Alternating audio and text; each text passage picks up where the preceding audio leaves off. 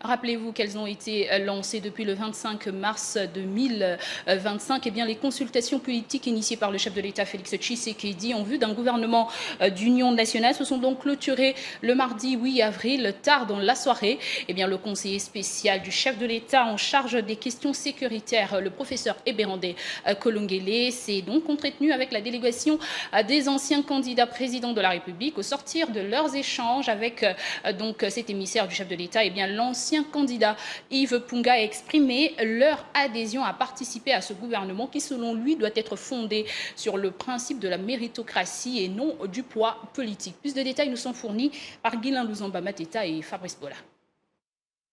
Au 12e jour qui a constitué la clôture des consultations politiques en vue d'un gouvernement d'union nationale, le conseiller spécial du chef de l'État en matière de sécurité, le professeur Dr Désiré Cachemire Kolongele, a consulté la délégation des anciens candidats présidents de la République qui lui ont soumis leurs idées pour résoudre la crise sécuritaire au pays. L'ancien candidat président de la République, Yves Punga, qui a fait partie de cette délégation, explique. Le conseil spécial est d'accord avec nos propositions remises au chef de l'État.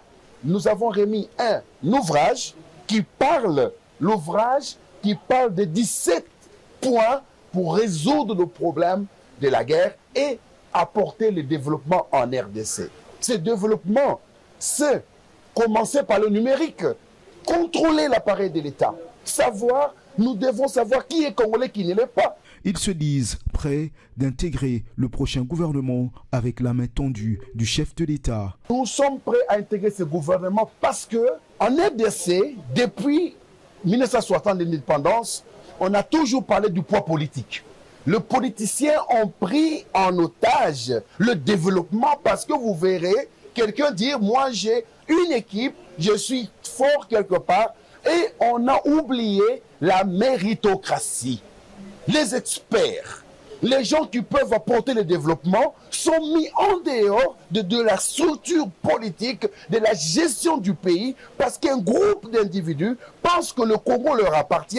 Aujourd'hui, nous sommes au même point d'égalité. Nous parlons Congo prospère et Congo fort qui va bouter l'ennemi hors de notre territoire. Ce gouvernement d'union nationale, tant attendu, aura l'obligation de résoudre notamment la crise sécuritaire dans l'est du pays.